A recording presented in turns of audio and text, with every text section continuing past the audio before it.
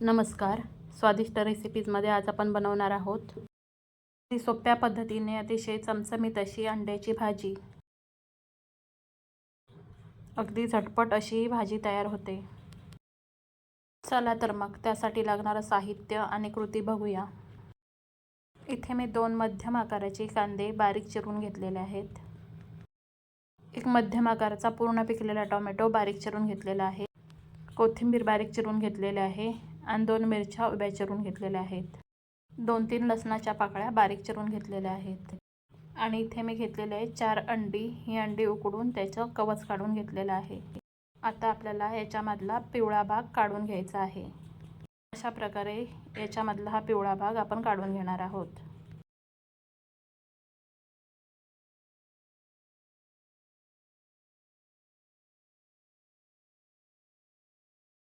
अशाच पद्धतीने मी सगळ्या अंड्यातला पिवळा भाग काढून घेणार आहे.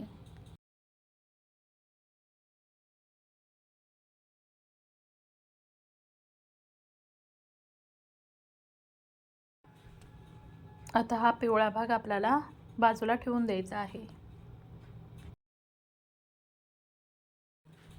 आता या अंड्याचे असे छोटे छोटे तुकडे करून घ्यायचे आहेत.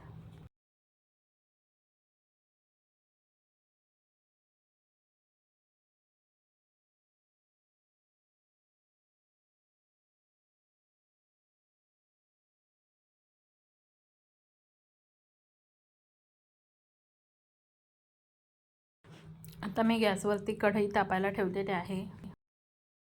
तिच्यामध्ये आता तेल घालायचं आहे. आता हे तेल आपल्याला व्यवस्थित तापू द्यायचं आहे.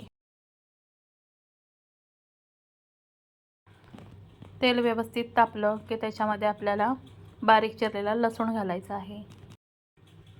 आणि बारीक चिरलेला कांदासुद्धा आपल्याला या तेलामध्ये आता घालून घ्यायचा आहे. आता आपल्याला हा कांदा मऊ होईपर्यंत तेलामध्ये परतून घ्यायचा आहे. या कांद्यामध्ये थोडं मीठ घालायचं आहे म्हणजे कांदा लवकर मऊ होईल. मीठ घातल्यानंतर कांदा आपल्याला व्यवस्थित ढवळून घ्यायचा आहे.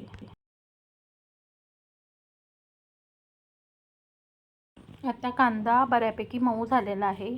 आता याच्यामध्ये उभी चिरलेली मिरची आणि बारीक चिरलेला टोमॅटो घालायचा आहे. आणि हा टोमॅटोसुद्धा आपल्याला तेलामध्ये व्यवस्थित मऊ होईपर्यंत परतून घ्यायचा आहे.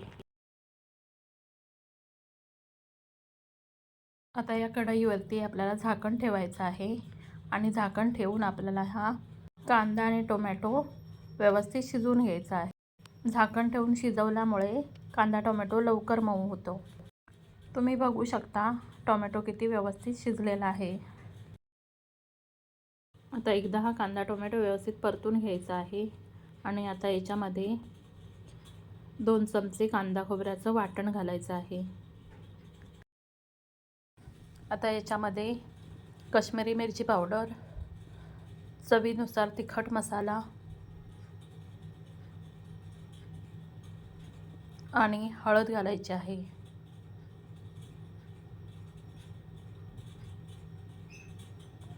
आणि आता हे सगळे मसाले तेलामध्ये व्यवस्थित मिक्स करून घ्यायचे आहेत.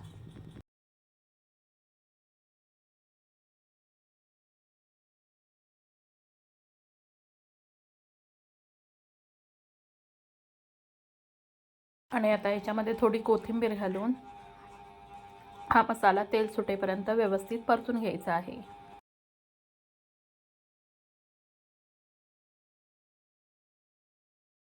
आता हा मसाला व्यवस्थित परतून झालेला आहे. आता याच्यामध्ये आपल्याला जे अंड्याचे बारीक तुकडे केले होते ते घालायचे आहेत.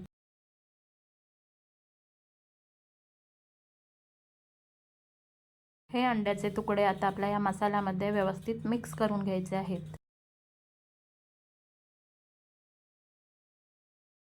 आता या भाजीमध्ये आपल्याला पाणी घालायचं आहे. भाजी किती पातळ किंवा घट्ट हवी त्यानुसार आपल्याला याच्यामध्ये पाण्याचं प्रमाण ठेवायचं आहे. पाणी घातल्यानंतर ही भाजी आपल्याला व्यवस्थित ढवळून घ्यायची आहे. आणि ही भाजी आता आपल्याला व्यवस्थित शिजू द्यायची आहे. आता आपल्या भाजीला व्यवस्थित उकळी आलेली आहे. आता या भाजीमध्ये आपल्याला चवीनुसार मीठ घालायचं आहे. आणि आता याच्यामध्ये थोडी बारीक चिरलेली कोथिंबीर घालून ही भाजी आपल्याला व्यवस्थित मिसळून घ्यायची आहे.